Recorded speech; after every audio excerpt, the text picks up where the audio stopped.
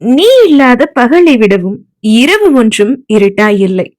இந்த கவி வரிகளை படிச்ச பின்னாடி நெஞ்சுக்குள்ள ஏதோ வழி உருவானது உண்மைதாங்க. இந்த கவிதையோட நீங்க இன்னைக்கு கேட்க போற இந்த கதை நீத்தியா இல்லை தென்றலாவோட 86வது அத்தியாயம். ராகவனின் வயிற்றில் குத்திவிட்டு காரின் கீழே படுத்திருந்தவன் எழுந்து ஓட, அதை பார்த்து கொண்டு காருக்குள்ளே இருந்த வாசு, என்னடா இது, இவன் இப்படி ஓடுறான் என்று காரின் உள்ளிருந்து வாசு சொல்ல, வயிற்றில் குத்திய கத்தியை எடுத்தவாறே நிமிர்ந்தான் ராகவன். கண்கள் உள்ளே செல்ல ரத்த வெள்ளத்தோடு கிறக்கத்தில் நின்றிருந்தவனை பார்த்த வாசு, மச்சா என்று கத்திக்கொண்டே இறங்க சஞ்சயும் காரை விட்டு இறங்கினான்.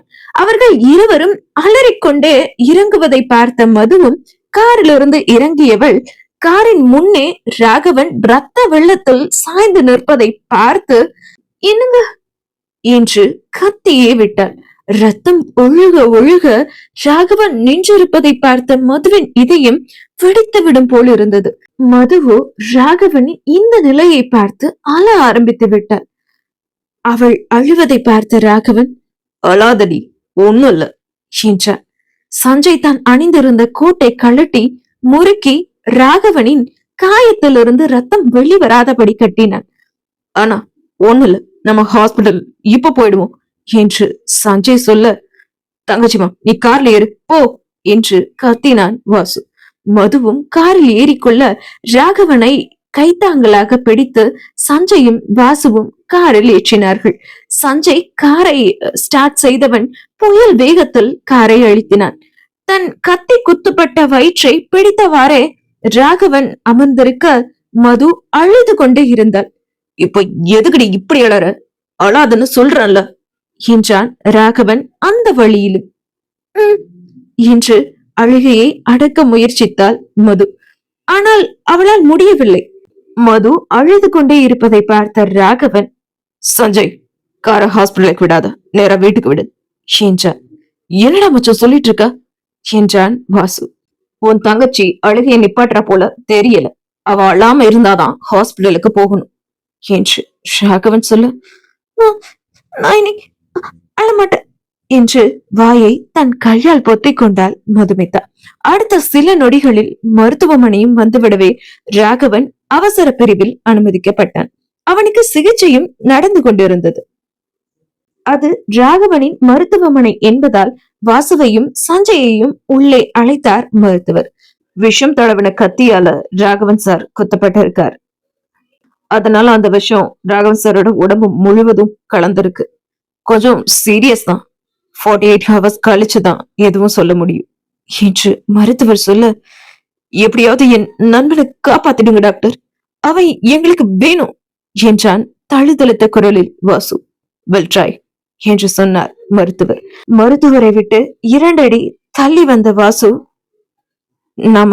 நம்ம மது கிட்ட எதுவும் சொல்ல வேண்டாம் சஞ்சய், அவ பயந்துடுவா என்று வாசு சொல்ல, ஓகே மம்ஸ் என்றான் சஞ்சய். மதுவை பார்த்து பேசுற சக்தி எனக்கு இல்லடா, நீ போய் மது கிட்ட விஷயத்த சொல்லு என்று வாசு சொல்லிவிட்டு எமர்ஜென்சி அறையில் இருந்த வேறொரு கதவின் வழியாக ராகவனை குத்திய அந்த நபர் யார் என்பதை விசாரிக்க சென்று விட்டான் வாசு. மது அந்த மருத்துவமனை வரவேற்பறையில் இருக்கும் கடவுளை வேண்டியபடி நின்று கொண்டிருந்தாள். நான் பக்கத்துல இருக்கிறது தான் அவருக்கு பிரச்சனைனா நான் அவர் விட்டு போயிடுறேன், அவரை காப்பாத்தி கொடு கடவுளே என்று கண்ணீர் மல்க கடவுளிடம் வேண்டிக் கொண்டிருந்தாள் மது. அவளின் பக்கம் வந்தான் சஞ்சய். அன்னிமா என்றான் சஞ்சய். சஞ்சய், அவரு எப்படி இருக்காரு, கண்ணமுடிச்சிட்டாரா, அவருக்கு எதுவும் இல்லையே என்று மது கேட்க, அண்ணாக்கு ஒண்ணும் இல்ல அனிமா, நீங்க அழாதீங்க, ஹே இஸ் ஃபைன் என்று சஞ்சய் சொல்ல, அப்போ நான் அவரை பார்க்கலாமா என்று எமர்ஜென்சி அறையின் பக்கம் மதுவோட, அனிமா இருங்க, அண்ணனுக்கு ட்ரீட்மெண்ட் போயிட்டு இருக்கு, இப்போ அவரை பார்க்க முடியாது என்றான் சஞ்சய். ஒரே ஒரு முறை நான் அவரை பார்க்கணும் சஞ்சய், பிளீஸ், ஒரே ஒரு முறை நான் அவரை பார்த்துட்டு வந்துடுறேனே என்று மது அழுது கொண்டே சஞ்சயிடம் கெஞ்ச, அனிமா ட்ரீட்மெண்ட் போயிட்டு இருக்கு, இப்போ நீங்க அண்ணனை பார்க்க முடியாது. வேணும்னா எமர்ஜென்சி ரூம்குள்ள போய் ஸ்கிரீனை வேலைக்கு மட்டும் காட்டுறேன். அங்க இருக்கிற கண்ணாடி வழியா நீங்க அண்ணனை பாத்துக்கோங்க என்று சஞ்சய் சொல்ல, ம் என்றாள் மது. சஞ்சயும் அவசர சிகிச்சையின் உள்ளே சென்று கதவின் பின்னே இருந்த துணியை விளக்கினான். மது அந்த கண்ணாடி கதவின் வழியே சஞ்சயை பார்த்தாள். ரத்தம் வழிய வெளிய கிழிந்த அவனது வயிற்றை தைத்து கொண்டிருந்தார்கள் மருத்துவர்கள். ராகவன் மயக்கத்தில் இருந்தான். அந்த பெரியவர் சொல்ல கேட்டு அப்பவே நான் உங்களை விட்டு வேலைக்கு போயிருக்கணும். போகாதது என்னோட தப்புதான். இனி உங்களுக்கு எதுவும் ஆக நான் விட மாட்டேன் என்று தன் கண்களை துடித்துக் கொண்டாள் மது. 2 மணி நேர சிகிச்சைக்கு பின் ராகவன் ஐசியூவிற்கு மாற்றப்பட்டான். இருந்தும் விஷத்தின் வீரியம் குறையாததால் இன்னும் ஆபத்தில் தான் இருந்தான் ராகவன். 24 மணி நேர தீவிர சிகிச்சைக்கு பிறகு தனியறைக்கு மாற்றப்பட்டான் ராகவன். மதுவும் சஞ்சயும் மட்டும்தான் மருத்துவமனையில் இருந்தார்கள். வாசு கடந்த 24 மணி நேரமாய் ராகவனை குத்தியவனை பற்றி தேடிக் கொண்டிருந்தான். ஆனால் எந்த தகவலும் கிடைக்கவில்லை. ஏமாற்றத்துடன் மருத்துவமனை திரும்பினான் வாசு. வாசுவை தனியாக அழைத்து சென்ற சஞ்சய், என்ன மாம்சாச்சு, அந்த ராஸ்கல் யாருன்னு கண்டுபிடிச்சீங்களா என்றான் சஞ்சய். இல்லடா, இன்னும் இல்லடா. அப்ப மட்டும் என் கையில மாட்டுனா அவ்வளவுதான். சத்ரியன் குமார்னு எல்லார்கிட்டையும் சொல்லியிருக்கேன். சீக்கிரம் அவன் கிடைச்சிடுவான். கிடைக்கட்டும், அவனை பொழந்தர்ற என்று வாசு சொல்ல, அனிமா பாவம் மாம்ஸ், ஒண்ணுமே சாப்பிடாம அழுதுட்டே இருக்காங்க என்று சஞ்சய் சொல்ல, ராகவன் கண்ணம் முழிச்சாதாண்டா அவ சாப்பிடுவா. சரி வா, எதுவும் சொல்லி சாப்பிட வைக்க ட்ரை பண்ணுவோம் என்ற வாசு சஞ்சயோடு மதுவின் பக்கம் சென்றான். அழுதழுது கண்கள் வீங்கி போய் முகமெல்லாம் சிவந்து போய் அழுவதற்கு தெம்பில்லாமல் அமர்ந்திருந்த மதுவின் பக்கத்தில் சென்று அமர்ந்தான் வாசு. மதுமா, இப்படி அழுதுட்டே இருந்தா எப்படிமா? உன் வயித்துல குழந்தை இருக்கு, அத மறந்துட்டியா? உனக்காக இல்லைனாலும் அந்த குழந்தைக்காக கொஞ்சம் சாப்பிட்டுட்டு தெம்பாருமா என்றான் வாசு. வாசுவின் வார்த்தைகளுக்கு எந்த பதிலும் சொல்லாமல் கண் கூட சிமிட்டாமல் ஒரே இடத்தை பார்த்தபடி அமர்ந்திருந்தாள் மது. அந்த நேரம் பார்த்து ராகவனை பரிசோதித்த மருத்துவர்கள் ராகவன் அனுமதித்த அறையிலிருந்து வெளியில் வர எழுந்தான் வாசு. டாக்டர், ராகவனுக்கு ஓகேவா? அவனை நாங்க பாக்கலாமா என்று வாசு கேட்க, அவருக்கு அவருக்கு இன்னும் மயக்கம் தெரியல, அவரை டிஸ்டர்ப் பண்ணாம ஒவ்வொருத்தரா போய் பாருங்க என்று மருத்துவர் சொல்லிவிட்டு அங்கிருந்து சென்று விட்டார். மது, நீ போய் பாரு என்று வாசு சொல்ல, மதுவும் தளர்ந்த நடையோடு ராகவனை பார்க்க அவன் அனுமதிக்கப்பட்டிருந்த அறைக்குள் சென்றாள். அரைக்கால் ட்ரௌசர் மட்டும் அணிந்தபடி சட்டை இல்லாத வெற்று மேலோடு அவன் படுத்திருந்தான். இடையை சுற்றி கட்டு போடப்பட்டிருந்தது. ராகவனின் பக்கம் செல்லவே மதுவின் கை கால்கள் எல்லாம் நடுங்கியது. கண்கள் இருட்டி கொண்டு வந்தது. நல்ல சென்று ராகவனின் பக்கத்து இருக்கையில் அமர்ந்தாள் மது. அவனை பார்த்தாள். அவனின் கையை எடுத்து அவள் கையில் வைத்துக் கொண்டாள். அழுகை வந்தது. அழுதாள். அவள் கண்ணீர் துளிகள் ராகவனின் கையில் விழ ராகவனும் மெல்ல கண் விழித்தான். அவனின் காயத்தை மெல்ல தொட்டு பார்த்த மது அப்படியே மயங்கி மெத்தையில் சரிந்தாள். மது என்று ராகவன் அதர்ந்தவன், நர்ஸ், டாக்டர்ஸ் என்று கத்த முடியாமல் கத்திக் கொண்டிருந்தான். ராகவனின் சத்தத்தை கேட்டு சஞ்சயும் வாசுவும் அறைக்குள் வர, மயங்கிட்டாடா என்றான் ராகவன். சஞ்சய் ஓடி சென்று மருத்துவரை அழைத்து வர ராகவன் இருந்த அதே அறையில் மதுவும் அனுமதிக்கப்பட்டு அவளுக்கும் மருத்துவம் பார்க்கப்பட்டது. ராகவன் மதுவையே பார்த்து கொண்டு படுத்திருந்தான். அழுதழுது சிவந்த அவளின் முகம் ராகவனை என்னமோ செய்தது. ராகவனின் பக்கம் சென்ற வாசு, மச்சான் இப்போ ஓகேவா என்றான். என்றான் ராகவன். அந்த அந்த கல்பிரேட் யாருன்னு இன்னும் கண்டுபிடிக்க முடியலடா என்றான் வாசு. அவன் கையில பாம்பு டாட்டு போட்டிருந்தான். அவன் ஆதிசேஷனோட ஆள் என்றான் ராகவன். ஆதிசேஷனா என்றான் வாசு. அவன் இன்னும் சாகல, உயிரோட தான் இருக்கான் என்றான் ராகவன். அவனை கொன்ன அன்னைக்கே அவனை எரிச்சிருக்கணும். கடல்ல தூக்கி போட்டது தப்பு போல, தப்பிச்சிட்டான் என்றான் வாசு. ராகவனின் எதிரிகளில் மிகப்பெரிய எதிரி இந்த ஆதிசேஷன். ராகவனை கொல்வதற்காக கங்கணம் கட்டிக்கொண்டு திரிபவன் இந்த ஆதிசேஷன். சரி விடு, பாத்துக்கலாம். 2 பேரும் போய் மது சாப்பிடறதுக்கு ஏதாவது வாங்கிட்டு வாங்க என்றான் ராகவன். என்றான் வாசு. சஞ்சய், வாசு, என்ன என்ன மது கிட்ட அழைச்சிட்டு போங்க என்று ராகவன் சொல்ல, இப்போ எப்படிடா என்றான் வாசு. மெதுவா என் கைய மட்டும் புடிச்சுக்கோங்க, நான் அங்க போய் அவ முன்னாடி இருக்க ஷோபால உட்காந்துக்கிறேன் என்று ராகவன் சொல்ல, டேய், டாக்டர் பார்த்தா சத்தம் போடுவாங்க. 48 மணி நேரம் போராடி உன்னை காப்பாத்திருக்காங்க, கொஞ்சம் ரெஸ்ட் எடுடா. மது இங்க தானே படுத்திருக்கா என்றான் வாசு. சொன்னதை செய்டா என்றான் ராகவன். அதைத் தொடர்ந்து ராகவனை கைத்தாங்கலாக சஞ்சயும் வாசுவும் பிடித்து மதுவின் பக்கம் இருந்த சோபாவில் அவனை அமர வைத்தனர். தன் அவளை பார்த்து கொண்டே ராகவனும் அமர்ந்துவிட சஞ்சயும் வாசுவும் மதுவிற்கு சாப்பிட எதுவும் வாங்க வெளியில் சென்று விட்டனர். 1 மணி நேரம் கழித்து எழுந்த மது தன் எதிரே தன் அவனை பார்த்ததும், எனக்கு நீங்க என்றபடி எழுந்து அமர்ந்த. புருஷனுக்கு முடியலன்னா பொண்டாட்டி தான் பக்கத்துல இருந்து பாத்துக்கணும், இப்படி மயக்கம் போட்டு விழுந்தா எப்படி என்று ராகவன் கேட்க, சாரி என்றாள் மது. சரி, ஜூச குடி என்று மெல்ல எழுந்த ராகவன் டேபிளில் இருந்த பலரசத்தை எடுத்து மதுவிற்கு கொடுக்க அவளும் குடித்தாள்.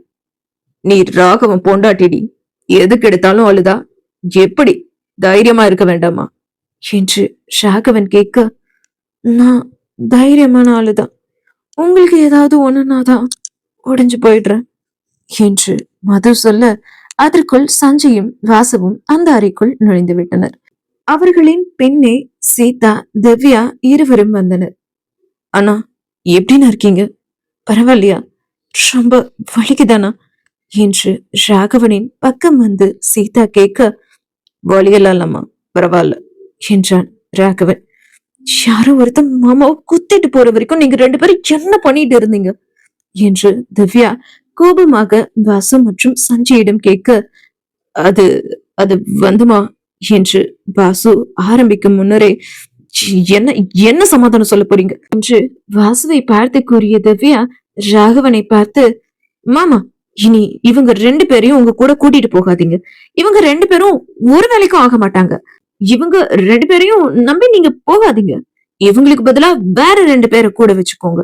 இவங்க வேஸ்ட் என்று திவ்யா சொல்ல, கரெக்டா சொன்னம்மா, நீ சொன்ன மாதிரியே இவங்க 2 பேரையும் வேலையை விட்டு தூக்கிடுவோம் என்றான் ராகவன். திவ்யாவை ஒரு சேர முறைத்தனர் வாசுவும் சஞ்சயும். என்ன முறைக்கிறீங்க, உண்மையை தானே சொல்றேன். பாருங்க, ஒரு பக்கம் ராகவன் மாமா உடம்பு முடியாம இருக்காரு, இன்னொரு பக்கம் ராகவன் மாமாவை பாத்துக்க வேண்டிய இவ மயக்கம் போட்டு விழுந்திருக்கா. இது 2த்துக்கும் நீங்க தானே காரணம் என்று திவ்யா கேட்க, ஆமா, நாங்க 2 பேரும் தான் காரணம் என்று கோரஸாக பதில் வந்தது சஞ்சய் வாசுவிடமிருந்து. இதையெல்லாம் பார்த்து கொண்டிருந்த மதுவோ, ஏன் திவ்யா விடு, அவங்க பாவம் என்று சொல்ல, சும்மா ரெடி, இப்படியே பொறுப்பில்லாம இருந்தா எப்படி என்று திவ்யா சொல்ல, ஹே, இதெல்லாம் டூ மச் டி. அவங்க 2 பேரும் தான் ராகவன் மாமாவை ஹாஸ்பிட்டல் கொண்டு வந்து சேர்த்தாங்க. அவரு ஹாஸ்பிட்டல்ல சேர்த்து 48 மணி நேரம் ஆச்சு. இன்னும் வாசு அண்ணனும் சஞ்சயும் சாப்பிட கூட இல்ல என்று மது சொல்ல, யாரு இவங்க 2 பேருமா சாப்பிடவே இல்ல? நேத்து இவங்க 2 பேரும் ஹோட்டலுக்கு முன்னாடி நின்றுட்டு இருந்ததா நானே பார்த்தனே என்று திவ்யா சொல்ல, சரிடி விடு, கோபப்படாத என்றாள் மது. உங்க தங்கச்சி ரொம்ப ஓவரா போறா என்று சஞ்சய் வாசுவின் காதல் சொல்ல, மெதுவா சொல்லுடா, நீ சொன்னது அவ காதல விழுந்துற போது, அப்புறம் அவ்வளவுதான் என்று வாசு சொல்ல, எப்படிதான் இவளை சமாளிக்கிறீங்களோ என்றான் சஞ்சய். இன்னும் கொஞ்ச நாள் தானே, அதுக்கப்புறம் நீ தானே சமாளிக்கணும், சமாளி என்றான் வாசு. அது சரி என்றான் சஞ்சய். அதைத் தொடர்ந்து சீதாவும் திவ்யாவும் கிளம்பிவிட ராகவனை பகலில் மதுவும் சஞ்சயும் மட்டும் சேர்ந்து பார்த்து கொள்வார்கள். இரவில் மதுவும் வாசுவும் பார்த்து கொள்வார்கள். இப்படியே ஒரு வாரம் மருத்துவமனையிலேயே கழிந்துவிட அதன் பின் ராகவன் அலுவலகம் செல்ல ஆரம்பித்து விட்டான்.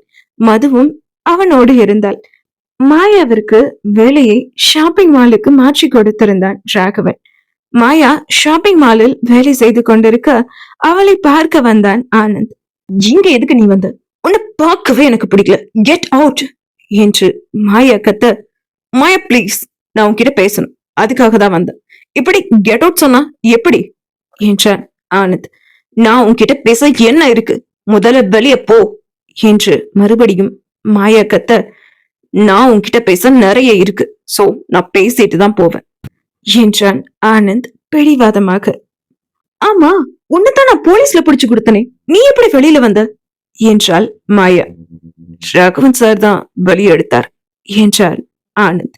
வாட், ராகவன் மாமாவா என்று மாயா அதிர. இங்க பாரு மாயா, லிசன், நான் அன்னைக்கு ஹோட்டல்ல உன்கிட்ட தப்பா நடந்துக்கல. நான் உன்கிட்ட தப்பா நடந்திருந்தேன்னா நீ என்ன விலக்கி இருப்ப, தள்ளி விட்டுருப்ப. நான் உன்னை டச் பண்ணும்போது நீ என்ன அக்செப்ட் பண்ண, சோ அதை எப்படி தப்பா நடந்துகிட்டதாகும்.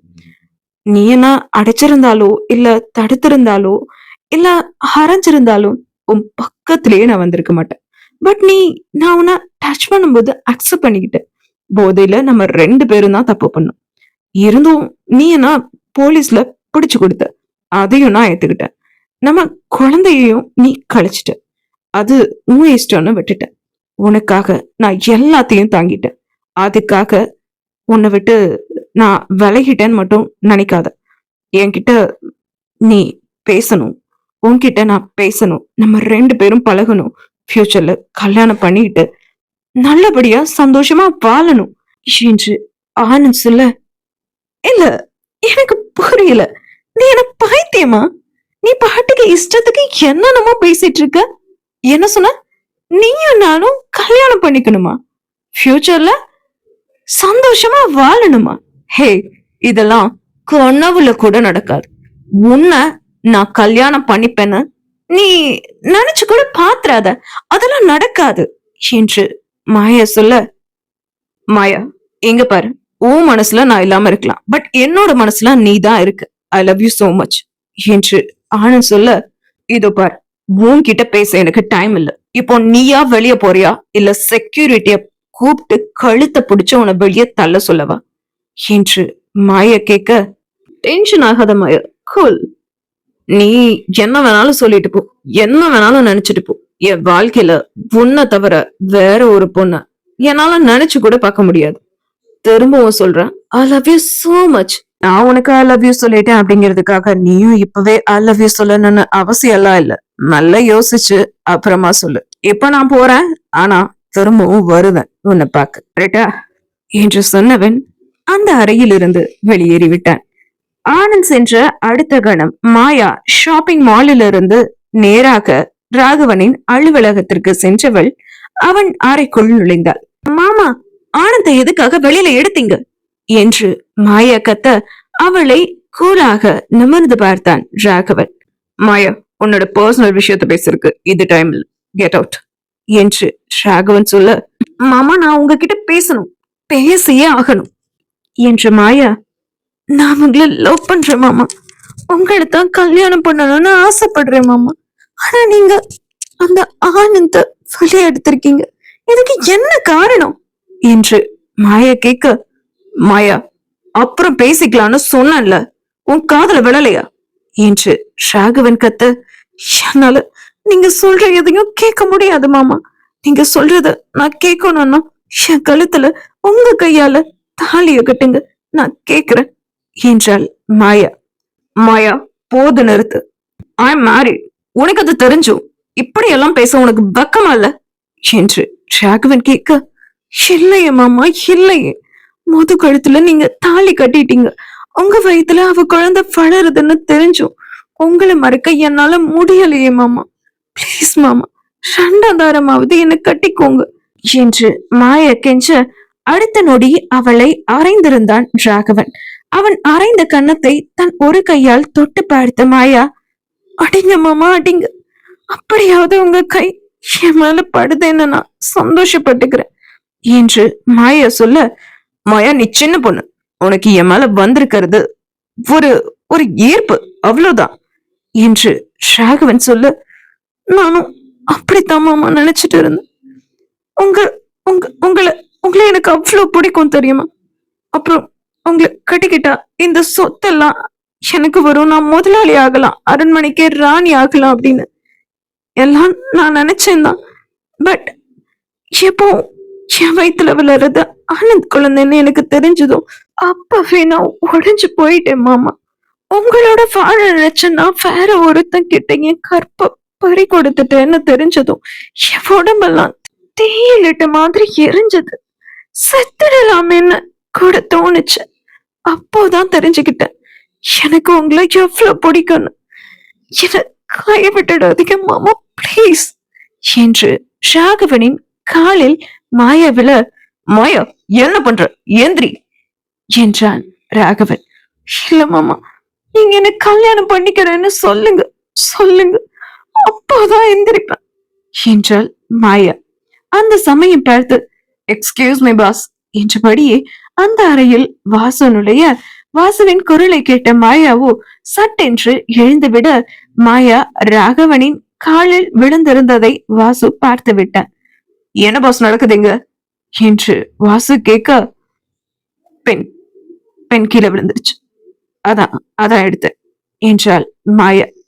பாஸ் மீட்டிங் டைம் ஆச்சு என்று வாசு சொல்ல, மாமா சீக்கிரம் எனக்கு ஒரு நல்ல பதிலா சொல்லுவீங்கன்னு நான் எதிர்பார்த்துட்டே இருப்பேன் என்று மாயா கூறினாள். என்ன பதில் என்றான் வாசு. அது அது அப்ப புதுசா ஒரு கவர்மெண்ட்ஸ் ஆரம்பிக்கிறேன்னு சொல்லியிருந்தார்.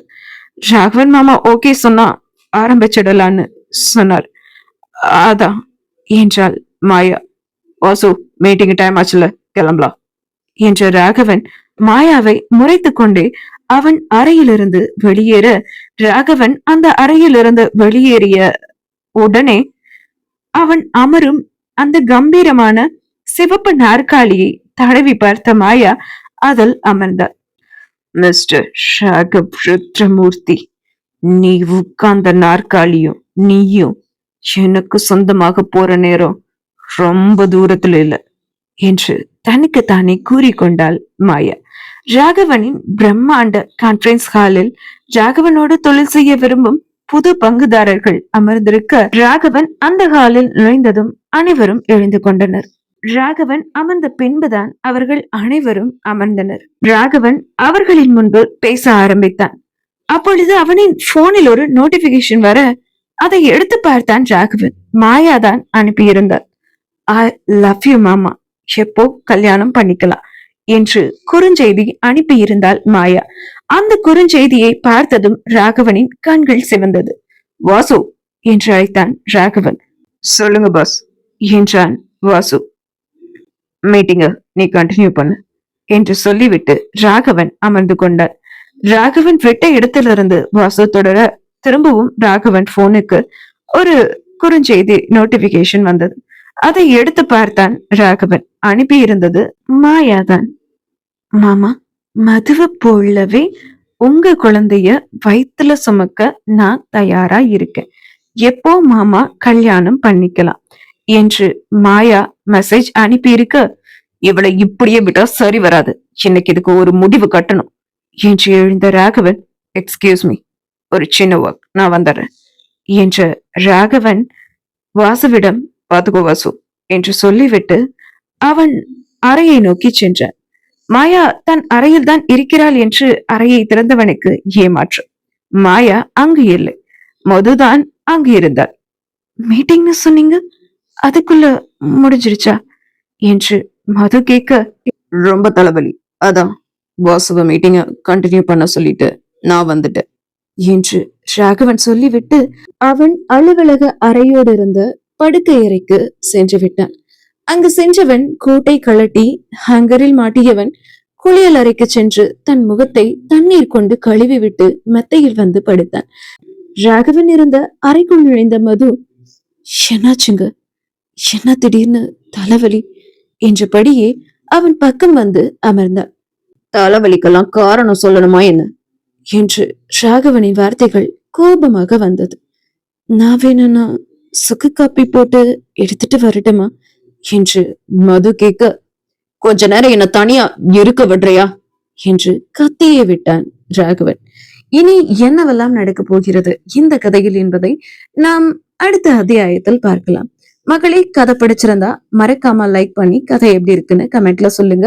இதே போன்ற நிறைய கதைகளை கேட்க சப்ஸ்கிரைப் பண்ணிக்கோங்க. Bye bye, see you, Tata.